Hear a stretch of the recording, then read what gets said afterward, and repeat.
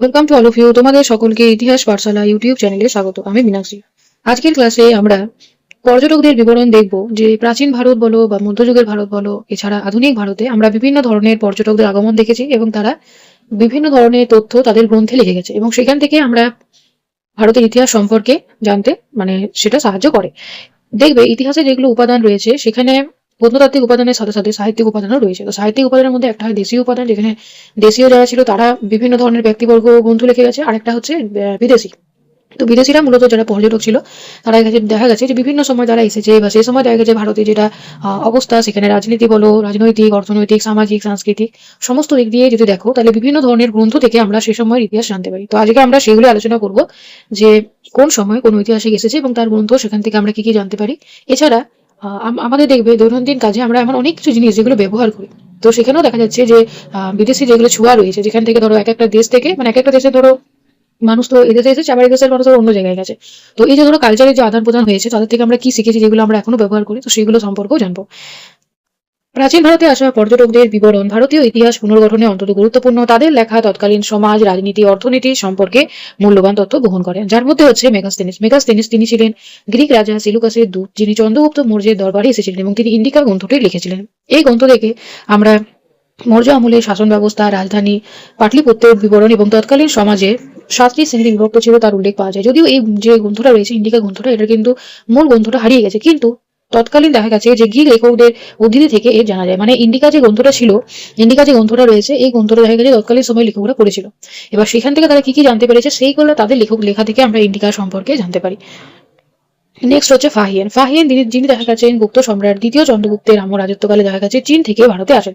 দ্বিতীয় চন্দ্রগুপ্তের একটি উপাধি হচ্ছে বিক্রমাদিত্য। তো ফাহিয়ান তিনি লিখেছেন ফোকোকি, যেটার ইংরেজি নাম হচ্ছে রেকর্ড অফ বুদ্ধিস্ট কিংডমস। এই গ্রন্থ থেকে আমরা বৌদ্ধ ধর্মের পবিত্র স্থানগুলির পরিদর্শনের জন্য তিনি এসেছিলেন। তাহলে তিনি মূলত এসেছিলেন বৌদ্ধ ধর্মের পবিত্র স্থানগুলি পরিদর্শনের জন্য। তার লেখা থেকে মধ্য ভারতের শান্তি, সমৃদ্ধি, নিরামিষভোজী সমাজের চিত্র পাওয়া যায়, তবে তার লেখায় তৎকালীন রাজার নাম সরাসরি উল্লেখ করেন। এই যে ফোকোকি গ্রন্থটা রয়েছে, যেটা লিখেছিল ফাহিয়ান, তো তার এই গ্রন্থে তিনি কিন্তু দ্বিতীয় চন্দ্রগুপ্তের নাম কোথাও কিন্তু উল্লেখ করেননি। এরপর রয়েছে হিউয়েন সাং, যিনি হর্ষবর্ধনের রাজত্বকালে এসেছিলেন। চীন থেকে আগত এই পর্যটকদের রাজকুমার বলা হয়। তিনি সি ইউকে লিখেছেন, যেটার ইংরেজি নাম হচ্ছে রেকর্ড অফ ওয়েস্টার্ন ওয়ার্ল্ড। তার গ্রন্থ থেকে এই যে হিউয়েন সাং, তিনি দেখা গেছেন বহু বছর ভারতে কাটিয়েছিলেন। নালন্দা বিশ্ববিদ্যালয় যেগুলো বৌদ্ধবিহার, সেখানে তিনি পরিদর্শন করেছিলেন। হর্ষবর্ধনের শাসনকালে কৌনজের ধর্মসভা, তারপর প্রয়াগের কুম্ভ মেলা, নালন্দা বিশ্ববিদ্যালয় শিক্ষা সম্পর্কে বিস্তারিত বিবরণ রয়েছে সি ইউকিতে। তিনি বৌদ্ধ ধর্মের মহাযান শাখার প্রসারের কথা উল্লেখ করেছেন।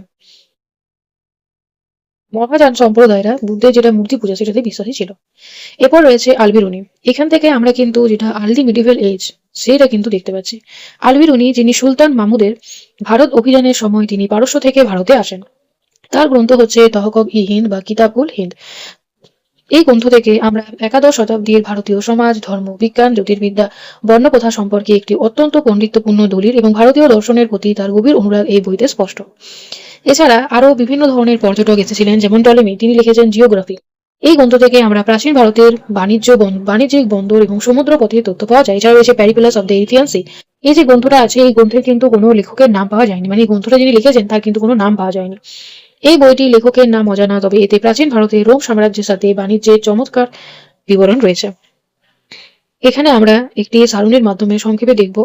যেমন দেখো, মেগাস্তেনিস মৌর্য যুগে এসেছিলেন, তার বিখ্যাত গ্রন্থ হচ্ছে ইন্ডিকা। তার গ্রন্থ থেকে আমরা মৌর্য প্রশাসন এবং সমাজ সম্পর্কে জানতে পারি।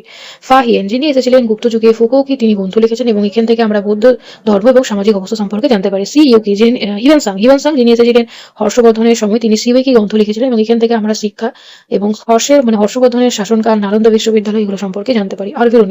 আলবিরুনি যিনি সুলতান মাহমুদের সময় এসেছিলেন। সুলতান মাহমুদ ভারতে কতবার আক্রমণ করেছে তোমরা যদি জানো, তাহলে তোমরা নিশ্চয়ই জানাবে। তো তিনি লিখেছিলেন তাহাকাক ই হিন্দ এবং ভারতীয় দর্শন ও বিজ্ঞান তার গ্রন্থ থেকে আমরা জানতে পারি। এরপর আমরা দেখবো মিডিভেল ইন্ডিয়া। তার এনসিয়ান টাইম আর আর্লি মিডিভেল টাইম দেখলাম। আগত পর্যটকদের বিবরণ তৎকালীন সুলতানি এবং মুঘল আমলের রাজনৈতিক অস্থিরতা, সামাজিক রাজনীতি এবং জমকালো রাজদরবারের এক জীবন্ত দলিল।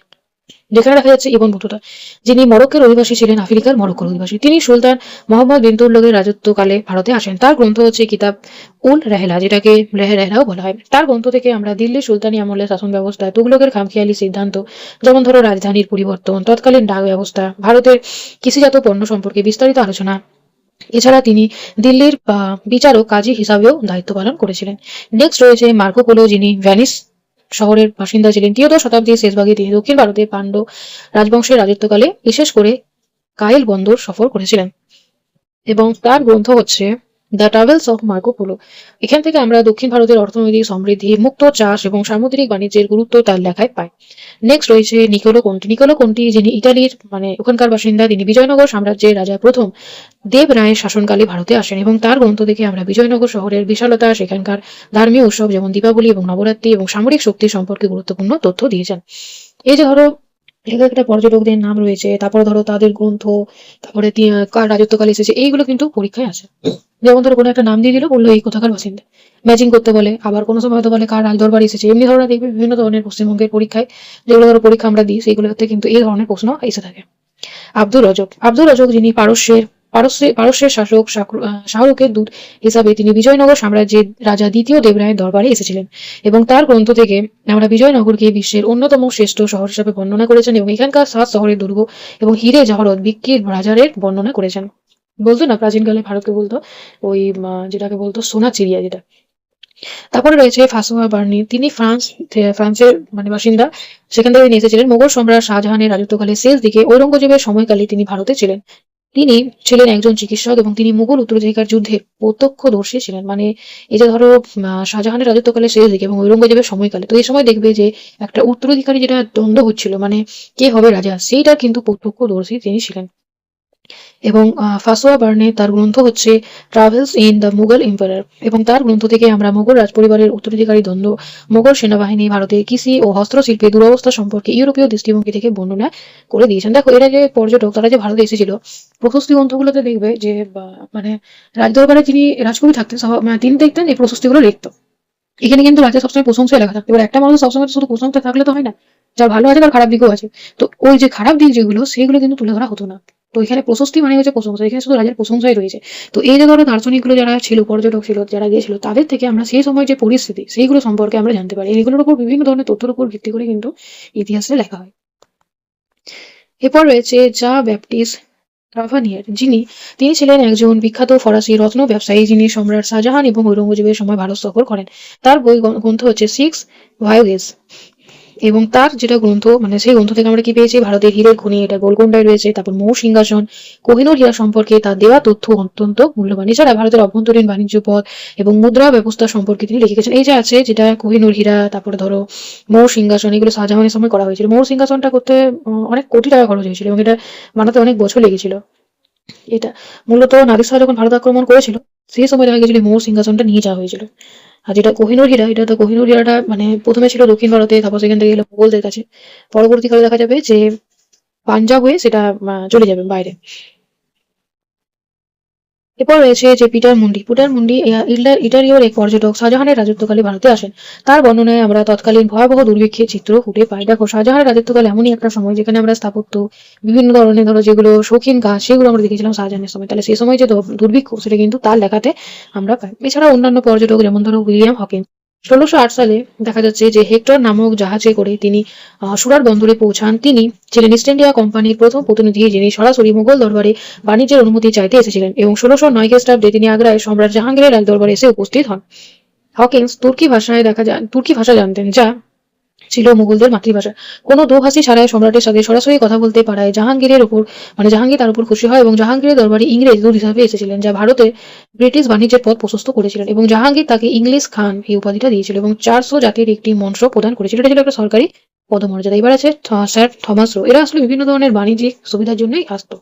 ইংল্যান্ডে 1615 খ্রিস্টাব্দে ইংল্যান্ডের রাজা প্রথম জেমসের দূত হিসাবে তিনি সম্রাট জাহাঙ্গীরের দরবারে আসেন এবং তার গ্রন্থ হচ্ছে journal of mission of the Mughal empire এবং তার গ্রন্থ থেকে আমরা মুঘল পরিবারের জাঁকজমক এবং ইংরেজদের বাণিজ্য কুটির স্থাপনের অনুমতি পাওয়া সংগ্রামের ইতিহাস এখান থেকে জানা যায়। তার বিবরণী থেকে বোঝা যায় যে কিভাবে মুঘল সাম্রাজ্য ধীরে ধীরে ইউরোপীয় বাণিজ্যের কবলে পড়েছিল।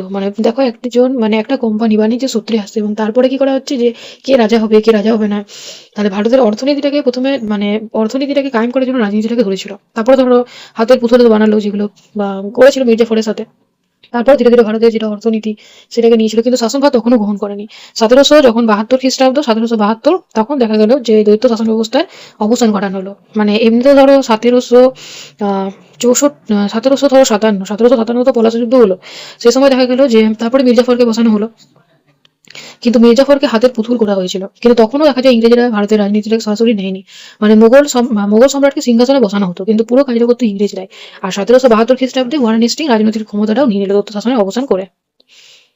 এরপর আছে ডোমিগো পেজ, যিনি কৃষ্ণদেব রায়ের সময় বিজয়নগরের সমৃদ্ধি বর্ণনা করেছিলেন এবং কৃষ্ণদেব রায়ের সময় বাবর ভারত আক্রমণ করেছিলেন। এরপর রয়েছে নিকেলো মানুচি, যিনি মোগল দরবারে অন্দরমহল এবং দারাশিকোর জীবন নিয়ে লিখেছেন। ইতালীয় এক পর্যটক মোগল সেনাবাহিনীতে গোলন্দাজ হিসাবে কাজ করতেন। তার রচিত স্টোরিয়া ডু মঙ্গোর মোগল দরবারের অভ্যন্তরে রাজনীতির এক অনন্য দলিল। নিকোলো মানুচি নিকোলো মানুচি দুবার টাইপিং হয়ে গেছে,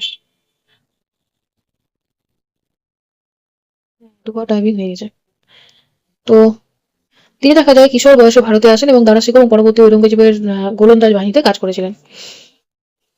এবং মোগল উত্তরাধিকারী যুদ্ধ, তারপর দারাশিকো ট্র্যাজেডি, ঔরঙ্গজেবের শাসনকাল, ভারতের অনেক অজানা কাহিনী তিনি লিখে গেছেন। তাকে মোগল ইতিহাসের ভান্ডার বলা হয়। যেমন দারাশিকোর সাথে ঔরঙ্গজেবের একটা সংঘর্ষ হয়েছিল সিংহাসনকে কেন্দ্র করে।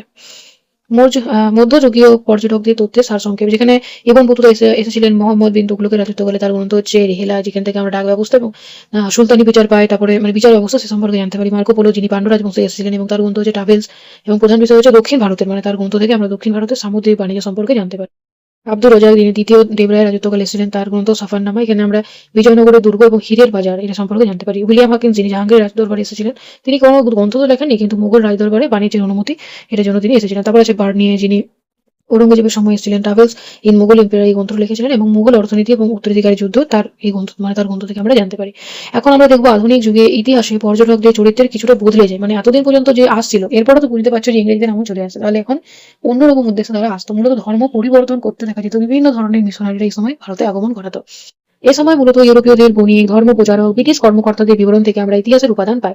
তাদের ডায়েরি, তারপর ধরো সরকারি নথিপত্র, মোগল সাম্রাজ্যের পতন, ব্রিটিশ শক্তির উত্থানের এক নিখুঁত ছবি পাওয়া যায়। মোগল যুগের শেষ ভাগ থেকে ব্রিটিশ শাসন, যেখানে 17 থেকে 19 শতাব্দী পর্যন্ত সময়কালে আমরা এখন দেখব। মানে 1600 থেকে 1800 এই সময় আমরা বিভিন্ন ধরনের কাজ দেখব। উইলিয়াম ম্যাথওয়েড,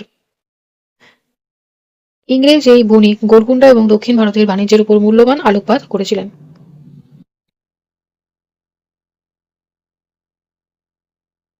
তারপরে আছে সেবাস্টিয়ান মানরিক, দ্বাদশ শতাব্দীর একজন বিখ্যাত পর্তুগিজ মিশনারি এবং পরিবাজক। 1629 খ্রিস্টাব্দে তিনি পর্তুগিজ শাসিত গোয়া থেকে বাংলা আসেন। পর্তুগিজ এই ধর্মপ্রচারক বাংলার তৎকালীন রাজনৈতিক এবং সামাজিক জীবন সম্পর্কে বিস্তারিত লিখেছেন। তারপরে আছে উইলিয়াম হজ, যিনি অষ্টাদশ শতাব্দীর শেষ দিকে এই ব্রিটিশ চিত্রশিল্পী ভারতে আসেন। তাহলে তিনি একজন চিত্রশিল্পী ছিলেন। তার ট্রাভেলস ইন ইন্ডিয়া বইতে তৎকালীন প্রাকৃতিক দৃশ্য এবং স্থাপত্যের বর্ণনা রয়েছে। তারপরে আছে আবে ডুবেস, যিনি 19 শতকের শুরুতে দক্ষিণ ভারতে বসবাসকারী এই ফরাসি ধর্মপ্রচারক হিন্দুদের রাজনীতি এবং সংস্কার নিয়ে হিন্দু ম্যানার্স, কাস্টম অ্যান্ড সেরেমনিজ গ্রন্থটা লিখেছেন। এরপর রয়েছে লর্ড বিশপ, যিনি ইংল্যান্ডে 19 শতকের শুরুতে তিনি ভারতের বিভিন্ন প্রান্তে ভ্রমণ করেন। তার গ্রন্থ হচ্ছে narrative of a journey through the upper Province of India, এবং তার গ্রন্থ থেকে আমরা কোম্পানির শাসনের শুরুর দিকে ভারতের গ্রামীণ সমাজ, শিক্ষা ব্যবস্থা এবং সাধারণ মানুষের জীবনযাত্রার একটি নিরপেক্ষ ছবি তার লেখায় পাওয়া যায়। আলেকজান্ডার বার্নস, যিনি স্কটল্যান্ডের বাসিন্দা, তিনি ব্রিটিশ গোয়েন্দা ছিলেন এবং পর্যটক হিসেবে পরিচিত ছিলেন। তার গ্রন্থ হচ্ছে ট্রাভেলস অফ বখারা। স্পেলিং এ যদি মানে উচ্চারণে গোলমাল থাকে তোমরা একটু দেখে নিও। তার গ্রন্থ থেকে আমরা শিখ সম্রাট রঞ্জিত সিং এর দরবার এবং সিন্ধু নদের অববাহিকার ভৌগোলিক ও রাজনৈতিক গুরুত্ব সম্পর্কে তিনি বিস্তারিত লিখে গেছেন। এবার আমরা একটা ছকের মাধ্যমে যা কিছু আলোচনা করলাম আধুনিক যুগে, সেটা একটু দেখবো। থমাস রো 1615-তে এসেছিলেন। জার্নাল অফ এম্বাসি এই গ্রন্থটা লিখেছেন। এখান থেকে আমরা ইংরেজদের বাণিজ্য ও বিস্তার শুরু এগুলো দেখেছি। তারপর আছে ট্রাভেনি, যিনি 1640 থেকে 1667 তিনি লিখেছেন 6 ভয়েগেস, যিনি ভারতের অর্থনীতি এবং রত্ন বাণিজ্য তার গ্রন্থ থেকে জানতে পাই। মনুচি, যিনি এসেছিলেন 1653 থেকে 1708। তারপর হচ্ছে স্টোরিয়া ডু মঙ্গোর এই গ্রন্থটা লিখেছেন। এখানে আমরা মোগলদের অন্তর্মহল এবং রাজনৈতিক ষড়যন্ত্র জানতে পারি। এছাড়া রয়েছে উইলিয়াম হেজ, যিনি ট্রাভেলস ইন ইন্ডিয়া গ্রন্থটা লিখেছেন। ভারতের স্থাপত্য এবং ভূপ্রকৃতি বর্ণনাতে রয়েছে। বিশপ এবার, যিনি ন্যারেটিভ অফ এ জার্নি এই গ্রন্থটা লিখেছেন। কোম্পানির আমলে সাধারণ যে সাধারণ মানুষের জীবনযাপন সেখান থেকে মানে তার তথ্য পায়। তো এতক্ষণ যেগুলো আলোচনা করলাম সেগুলো খুবই শর্ট ভাবে দেখবো। যেমন মেগাস্থেনিস ছিলেন মৌর্য যুগে গ্রিক পর্যটক ছিলেন। ডাইমাকাস গ্রিক দূত ছিলেন, বিন্দুসারের সময় এসেছিলেন। ডায়োনিসাস তিনি গ্রিক দূত অশোকের সময় এসেছিলেন। ফাহিয়ান চীনা পর্যটক গুপ্ত যুগে এসেছিলেন। তারপরে হচ্ছে হিফেনসাং চীনা পর্যটক যিনি হর্ষবর্ধনের সময় এসেছিলেন। ইৎসিং যিনি চীনা বৌদ্ধ ভিক্ষুক ৭ম শতাব্দীতে আসে। এরপরে আছে মধ্যযুগের পর্যটক, যেখানে সুলেমান দেখা যাচ্ছে আরব বণিক যিনি পাল এবং পতুয়া যুগে এসেছিলেন। আলমাসুদি যিনি এসেছিলেন আরব আরো পর্যটক রাষ্ট্রকূটদের যুগে।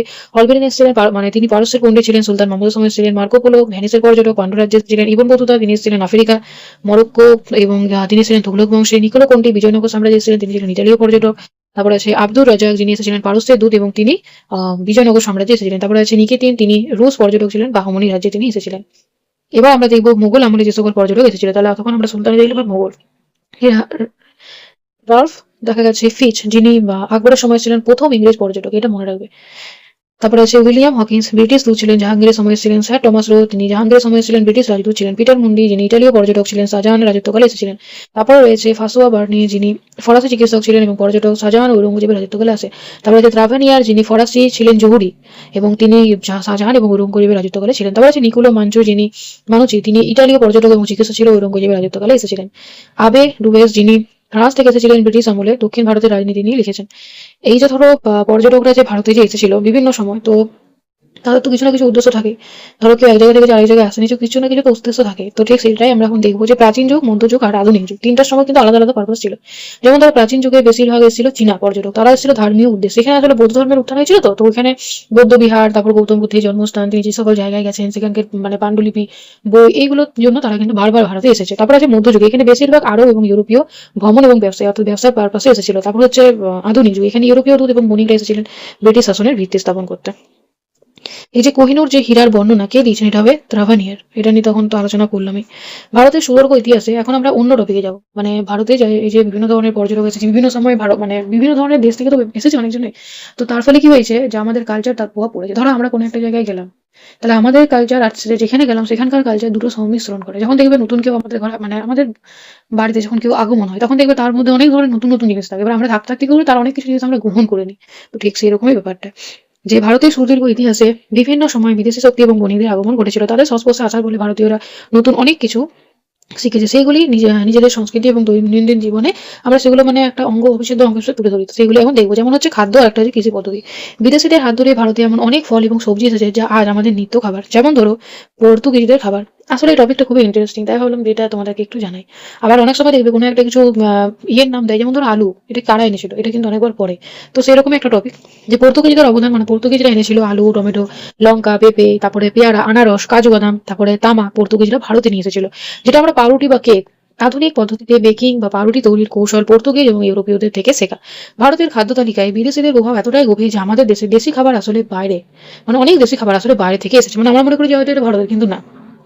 পর্তুগিজদের অবদান সব থেকে বেশি। পর্তুগিজরা না এলে আমাদের রান্নাঘর প্রায় এটা হতো না। কারণ ভারত সব থেকে বেশি ফেমাস ছিল মশলাতে, যার জন্য কিন্তু বিদেশি বণিকরা এখানে এসেছিল। যেমন হচ্ছে লঙ্কা। লঙ্কা যে ১৬০০ শতাব্দীতে আগে ভারতে লঙ্কার ব্যবহার ছিল না, চালের জন্য তখন গোলমরিচ ব্যবহার করা হতো। তাহলে লঙ্কা যে জিনিসটা আছে এটা আমরা পর্তুগিজদের কাছ থেকে পাই। এখানে আমরা কি পর্তুগিজরা যে কিছু নিয়েছে সেগুলো নিয়ে আলোচনা করছি। তারপর আছে ভুট্টা। ভুট্টা এটা ল্যাটিন আমেরিকা থেকে পর্তুগিজরা এটি ভারতে নিয়ে আনেন। তারপর আছে ছানা আর পনির। প্রাচীন ভারতে দুধ কেটে ছানা তৈরি করা অশুভ মনে করা হতো। পর্তুগিজরা বাংলায় এসে দুধ কাটিয়ে ছানা তৈরির কৌশল শেখায় এবং যা থেকে আজ আমাদের প্রিয় রসগোল্লা এবং সন্দেশ তৈরি হয়। দেখবে যে পশ্চিমবঙ্গে অনেক সময় আমরা মন্দিরে পুজো দেওয়ার সময় কি করি, ছানার তৈরি মিষ্টি আমরা ব্যবহার করি। কিন্তু অন্য জায়গায় যাও, সেখানে কিন্তু দেখো ছানার তৈরি মিষ্টি কিন্তু ব্যবহার করা হয় না। এটা আমরা পর্তুগিজদের কাছ থেকে শিখেছিলাম। মানে ওয়েস্ট বেঙ্গলে তুমি দেখতে পাবে ছানার মিষ্টি দিয়ে পুজো, কিন্তু অন্য জায়গায় যদি ধরো পুরী যদি যাও, পুরীর প্রসাদ দেখবে অন্যরকম। তারপরে ধরো যদি উত্তর ভারতে কোনো মন্দিরে যাও, সেখানে কিন্তু প্রসাদ অন্যরকম হয়, মানে শুকনো জাতীয় হয়। আর আমাদের এখানে কিন্তু আমরা অনেক সময় ছানার যে মিষ্টি সেটা ব্যবহার করি। এরপর রয়েছে পাউরুটি। তাহলে পাও শব্দটি পর্তুগিজ শব্দ পাও থেকে, গোয়া এবং বোম্বাই পাও ভাজি এবং পাও বড়া পাওয়ের ভিত্তি তারাই তৈরি করেছিল। ফলের মধ্যে যেটা আমরা দেখবো, যেমন বর্তমানে ভারতের বাগানে যে গোলাপ সেটা এসেছে পারস্য থেকে, ডালিয়া বা গাঁদা এটা পর্তুগিজরা এনেছেন।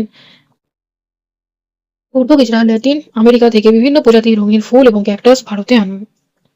স্ট্রবেরি এটি ব্রিটিশ আমলে ভারতে চাষ শুরু হয়। সাতারা বা কমলালেবু এটা পর্তুগিজরা চীন থেকে এটি ভারতে এনেছিল। তারপর দেখো পেঁপে ও আনারস, এই দুই ফল পর্তুগিজরা দক্ষিণ আমেরিকা থেকে ভারতে আনে। রাবার চাষ ভারতের রাবার চাষের সূচনাও হয়েছিল ব্রিটিশদের হাত ধরে। তারপরে আছে মোগল এবং পারস্যের প্রভাব, যেখানে মধ্য এশিয়া এবং পারস্য থেকে আসা শাসকরা আমাদের রাজকীয় খাবারগুলি উপহার দিয়েছে। এবার আমরা মোগল এবং পারস্যের প্রভাব দেখবো, যেমন হচ্ছে বিরিয়ানি। এটি চালের সাথে মাংস এবং মশলার মিলবন্ধন পারস্য থেকে এসেছে। বিরিয়ানিতে দেখবে প্রথম প্রথম কিন্তু বিরিয়ানিতে আলু ব্যবহার হতো না, প্রথম মাংস ব্যবহার হতো। তাহলে বিরিয়ানিতে যেটা আলুর ব্যবহার সেটার ইতিহাস দেখবো। ওয়াজেদ আলী শাহ, তিনি লখনৌ থেকে নির্বাসনে দেখা যায় যে 1856 সালে অযোধ্যার শেষ নবাব দেখা ওয়াজেদ আলী শাহ, তিনি ব্রিটিশদের দ্বারা নির্বাসিত হয়ে কলকাতার মেটিয়া বুঝে আসেন এবং তখন থেকে এই প্রথা শুরু হয়। এবং নির্বাসিত নবাবের রাজকীয় বিলসতা বজায় রাখার মতো পর্যাপ্ত অর্থ ছিল না। মাংসের পরিমাণ কমিয়ে বিরিয়ানির স্বাদ এবং অভিজাত্য ধরে রাখতে আলুর ব্যবহার শুরু হয়। আলু তখন ছিল এক নতুন এবং দামি সবজি, যা অভিজাত্যের প্রতীক ছিল। এই যে আলু, এটা কিন্তু পর্তুগিজরা এনেছিল। সেই সময় দেখবে ক্লাস 7 এর বইতেও এটা দেওয়া আছে।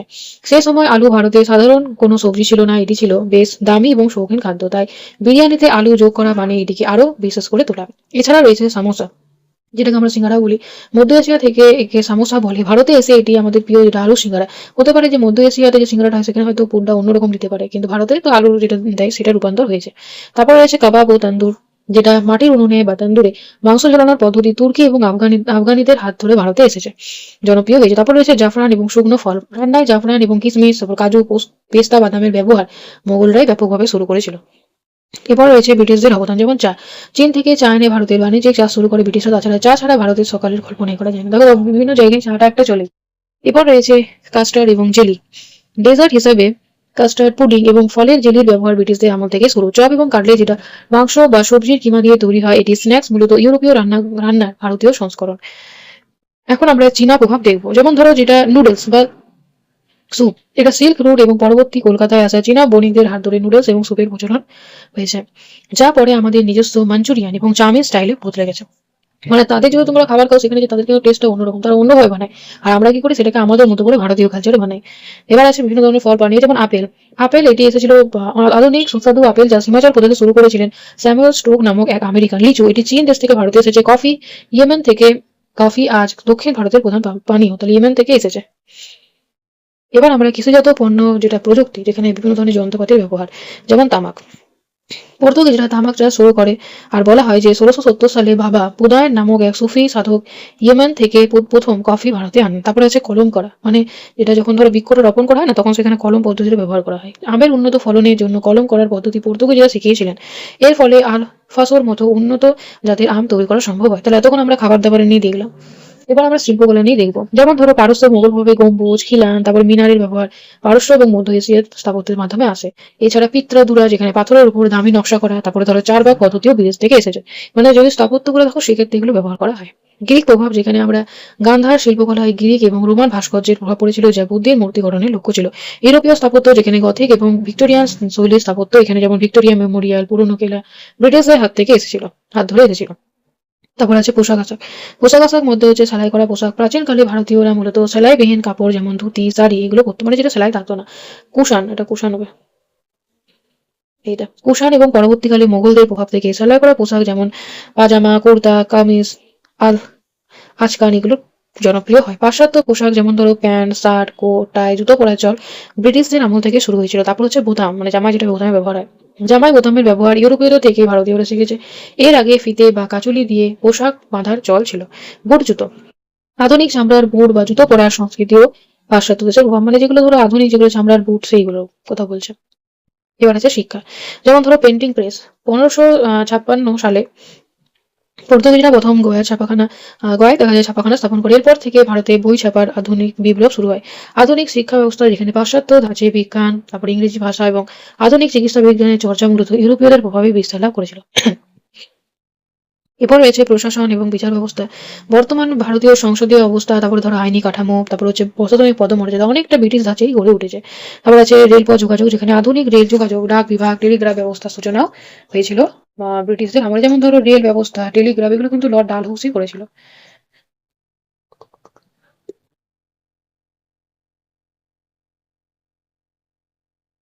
এরপর দেখবো খেলাধুলা এবং বিনোদন। বর্তমানে ভারতে জনপ্রিয় অনেক কিছু আসলে বিদেশে স্পর্শে, যেমন ধরো ক্রিকেট, ফুটবল, হকি, এই তিনটি খেলায় ব্রিটিশরা ভারতে এনেছিল, যা ভারতের জাতীয় আবেগের অংশ। তাস খেলা, মানে এগুলোর উৎপত্তি এক এক জায়গায়, কিন্তু এনেছিল ব্রিটিশরা। তাস খেলা মুঘল আমল থেকে পারস্যের প্রভাবে ভারতে তাস বা যেটা গঞ্জি ফা খেলার প্রচলন শুরু হয়। এরপর রয়েছে জীবনযাত্রা আসবাবপত্র। দেখো আমাদের আশেপাশে বিভিন্ন ধরনের আসবাবপত্র রয়েছে, তাহলে সেগুলোর মধ্যে যেগুলো তাদের দেওয়া সেইগুলো, যেমন হচ্ছে চেয়ার, টেবিল, আলমারি। প্রাচীন ভারতে মানুষ মূলত মেঝেতে বসা, নিচু পিঁড়িতে বসার অভ্যস্ত ছিল। আধুনিক ডাইনিং টেবিল, চেয়ার, সোফা, লোহার আলমারির ব্যবহার ইউরোপীয়দের অনুকরণে শুরু হয়। উঁচু চেয়ার, টেবিল, কুশন দেওয়া সোফা ধারণা ব্রিটিশ এবং পর্তুগিজদের থেকে আসে। তারপর আছে ঘুড়ি, যেমন ধরো যান্ত্রিক যেটা দেওয়াল ঘড়ি, যেটা আমরা ধরো ব্যাটারি দিয়ে দেওয়াল ঘড়ি ব্যবহার করি। তারপর হাত ঘড়ির ব্যবহার, সেটা ইউরোপীয় বণিকদের মাধ্যমে ভারতে ছড়িয়ে পড়েছিল। কাচের আয়না, মধ্যযুগের আগে ভারতে ধাতব দর্পণ, আচ্ছা মানে ধাতুর দর্পণ ছিল, যেমন হচ্ছে ব্রোঞ্জ এবং তামা ঘষে তৈরি হতো। তাহলে ব্রোঞ্জ এবং তামা ঘষে ধাতব দর্পণ ছিল। এবং কাচে যেটা আয়নার ব্যবহার মূলত ইউরোপীয় বণিকদের হাত থেকে শুরু হয়। এটা জানা ছিল যে ইউরোপীয়দের মানে বণিকদের হাত ধরে কাচের আয়নার ব্যবহার হয়, কিন্তু ভারতীয়রা যেটা ধাতব দর্পণ ব্যবহার করতো এটা একটু ইউনিক টাইপের। তারপর আছে আরাম কেদার বা ইজি চেয়ার। পর্তুগিজ এবং ব্রিটিশরা ভারতের আরামদায়ক হেলান দেওয়ার জন্য চেয়ার এবং পালঙ্কের ব্যবহার জনপ্রিয় করে।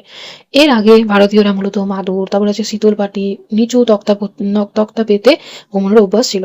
যদি সাইন্টিফিক ভাবে দেখো, মানে আমাদের শরীরের জন্য, তাহলে কিন্তু ভারতীয় জিনিস ব্যবহার করাই শ্রেষ্ঠ। এরপর রয়েছে স্থাপত্যের বিশেষ শৈল, যেমন হচ্ছে জানলার কাজ।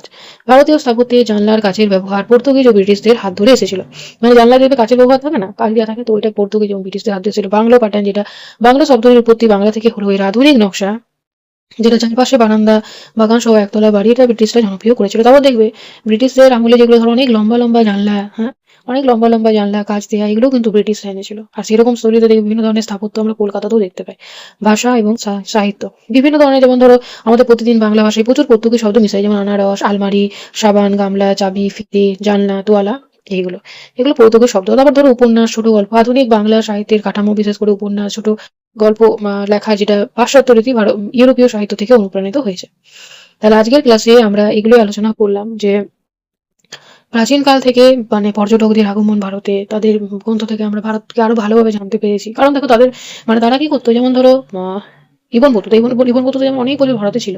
তারপরে যখন বিদেশ মানে তার বাড়িতে চলে গেলেন, তারপর কিন্তু তিনি গ্রন্থটা লিখেছেন, তাহলে তার উপর কোনো চাপ রইল না, তাহলে সে কি নিরপেক্ষভাবে লেখাটা লিখতে পেরেছিল। তো এভাবে আমরা বিদেশিদের কাছ থেকে বিভিন্ন ধরনের জিনিস শিখতে পেরেছি। আসলে শিখার কোনো শেষ নেই, যদি আমরা শিখতে চাই তাহলে একটা ছোট বাচ্চার কাছ থেকেও কিন্তু আমরা শিক্ষা পেতে পারি।